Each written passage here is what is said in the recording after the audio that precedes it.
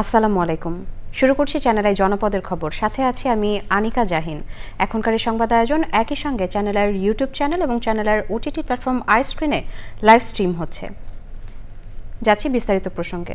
মিয়ানমারে বাস্তুচ্যুত হয়ে বিপুল সংখ্যক রোহিঙ্গা জনগোষ্ঠীর কক্সবাজারে আসার ৮ বছর আজ। ২০১৭ সালের ২৫শে আগস্ট মিয়ানমার থেকে প্রাণে বাঁচতে বাংলাদেশে আশ্রয় নিতে শুরু করেন রোহিঙ্গারা। সে সময় ১২ লাখের বেশি রোহিঙ্গা কক্সবাজারে আশ্রয় নেন। তাদের নিজ দেশে ফিরে যাওয়া নিয়ে অনিশ্চয়তা বেড়েই চলেছে। কক্সবাজার থেকে সরওয়ার আজম মানিকের পাঠানো তথ্য ও ভিডিওচিত্রে সাদিয়া ওমরের রিপোর্ট। মিয়ানমারের রাখাইন রাজ্যে সন্ত্রাস দমনের নামে ২০১৭ সালে রোহিঙ্গা জনগোষ্ঠীর ওপর জাতিগত নিধন চালায় সে দেশের সেনাবাহিনী। সে বছর ২৫শে আগস্টের পর ২-৩ মাসের মধ্যে উখিয়া ও টেকনাফে আশ্রয় নেন ৭.৫ লাখ রোহিঙ্গা। এরপর আসেন আরও কয়েক লাখ। জাতিসংঘের তত্ত্বাবধানে তাদের খাবার সহায়তা ও অন্যান্য সুযোগ সুবিধা নিশ্চিত করা হয়। রোহিঙ্গারা বলছেন, নাগরিকত্ব, জাতিগত পরিচয়, জায়গা জমি ও গণহত্যার বিচারের নিশ্চয়তা না পেলে মিয়ানমারে গিয়ে আবারও দমনপীড়নের মুখে পড়বেন তারা। এছাড়া রাখাইনে সেনাবাহিনী ও আরাকান আর্মির সংঘাতের মধ্যে মিয়ানমারে ফিরতে নারাজ রোহিঙ্গারা। আর মুসলমান নেলিনে মারি ফেলাই ফুরাই ফেলে আর পরান বাঁচাই ফেলা জাত দিয়ে রাখি যে এখনো এটা জুলুম দিনতে দিনে জুলুম চলে দিয়ে। নিরাপদ প্রত্যাবাসনে সহযোগিতা চাইছেন রোহিঙ্গা নেতারা। ইয়ান ইন্টারন্যাশনাল কমিউনিটির সলিডারিটি আইব তো তারা সলিডারিটি নদাহনো জরিয়া বাংলাদেশের লাকাম ফুঁজো গিয়ে গুই মতো রোহিঙ্গা দেশ সারানো রোহিঙ্গা দেশ আরকান হেতল রোহিঙ্গা আরকান মাঝ এখন যাবেলা নাল। জনপ্রতিনিধি ও বিশ্লেষকরা বলছেন, রোহিঙ্গা প্রত্যাবাসনে দেরি হওয়ায় রোহিঙ্গা শিবিরে অপরাধমূলক কর্মকাণ্ড বাড়ছে। চাঁদাবাজি, মাদক, অপহরণ, মুক্তিপণাদান সহ নানা অপরাধের সাথে তারা জড়িত, যার কারণে আমরা সবসময় একটা আতঙ্কে দিন যাপন করছি। রোহিঙ্গারা এখনো তাদের দেশে তারা ফেরত যেতে চায় এবং তাদের ফেরত যাওয়ার জন্য যা যা এনজাম করবার দরকার সে কোনো এনজাম কোনো জাতিপুঞ্জ কোনো জাতিগোষ্ঠী এখনোভাবে ঠিকঠাক করতে পারেনি। মর্যাদা, ন্যায় বিচার ও মানবাধিকারের ভিত্তিতে প্রত্যাবাসনই রোহিঙ্গা সংকটের একমাত্র টেকসই সমাধান বলছেন সংশ্লিষ্টরা। Sadia Omar, channel I.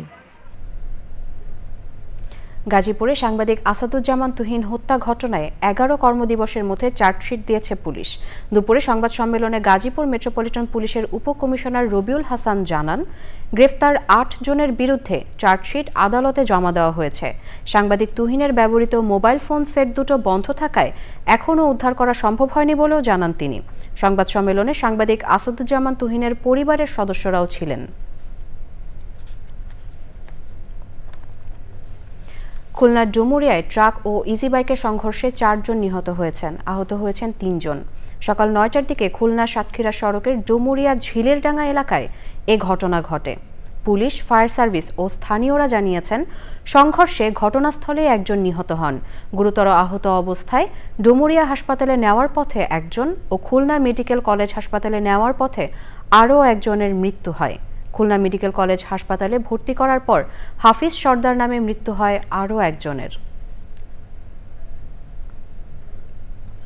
গাইবান্ধার সুন্দরগঞ্জের রামদেব উচ্চ বিদ্যালয়ের প্রধান শিক্ষকের বিরুদ্ধে অনিয়ম ও দুর্নীতির অভিযোগ এনে মানববন্ধন ও বিক্ষোভ করেছেন বিদ্যালয়ের শিক্ষার্থীরা। উপজেলার বামুনডাঙ্গা ইউনিয়নের রামদেব উচ্চ বিদ্যালয় মাঠে এ মানববন্ধনের পর রংপুর আঞ্চলিক মহাসড়ক অবরোধ করে বিক্ষোভ করেন তারা। শিক্ষার্থীদের অভিযোগ, প্রধান শিক্ষক অতীতে তার মামাকে ম্যানেজিং কমিটির সভাপতি বানিয়ে নিয়োগ বাণিজ্যের মাধ্যমে কোটি কোটি টাকা আত্মসাৎ করেছেন। বিদ্যালয়ের খেলার মাঠ লিজ দিয়ে ধান চাষ ও ঘাস করা হচ্ছে বলেও অভিযোগ করেছেন শিক্ষার্থীরা। দর্শক, এবারে প্রতিনিধিদের পাঠানো তথ্য ও ভিডিও চিত্র নিয়ে আল মুকসিদের রিপোর্ট।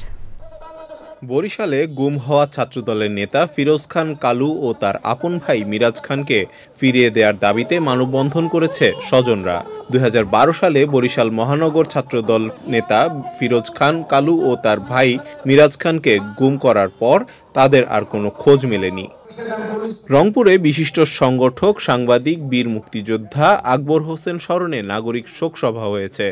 কাজী মোহাম্মদ জুন্নুনের সভাপতিত্বে সভায় বক্তৃতা করেন ভাষা সৈনিক ও মুক্তিযুদ্ধের সংগঠক মোহাম্মদ আফজাল মাহমুদুর নবী ডলার, মহানগর সুজন সভাপতি অধ্যক্ষ খন্দকার ফখরুল আনম বেঞ্জু ও অন্যরা।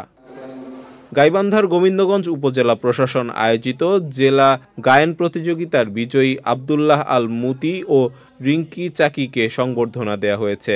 সম্মাননা ক্রেস্ট তুলে দেন গোবিন্দগঞ্জ উপজেলার নির্বাহী অফিসার সৈয়দা ইয়াসমিন সুলতানা।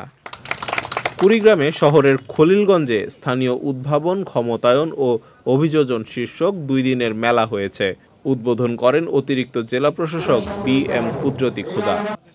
কুষ্টিয়ার 250 শয্যা হাসপাতালে মেডিকেল সরঞ্জাম বিতরণ করেছে জামায়াতে ইসলাম। হাসপাতালে সহকারী পরিচালক ডক্টর নাসির উদ্দিনের কাছে এসব সরঞ্জাম তুলে দেন জেলা জামায়াতে আমির অধ্যাপক আবুল হাশেম। রংপুরে আন্তর্জাতিক স্বেচ্ছাসেবী সংগঠন লায়ন্স ক্লাবের সংগঠকদের মিলন মেলা হয়েছে। প্রধান অতিথি ছিলেন লায়ন্স ক্লাবের ডিস্ট্রিক্ট গভর্নর শঙ্কর কুমার রায়। লায়ন্স ক্লাবের উত্তরবঙ্গের সমন্বয়ক রবিউল ইসলাম মৃদুলের সভাপতিত্বে আরও বক্তৃতা করেন রংপুর বিভাগের 8টি লায়ন্স ক্লাবের সংগঠকরা।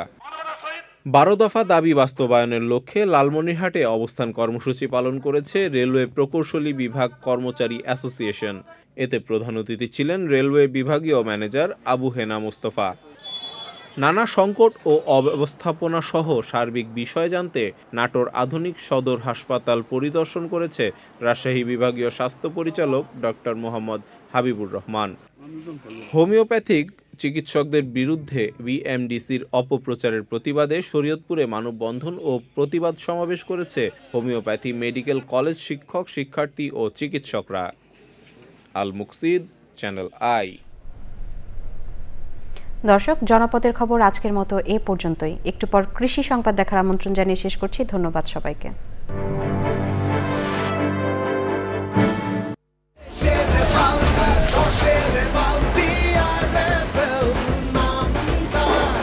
আরএফএল বালতি, দেশের বালতি, দশের বালতি।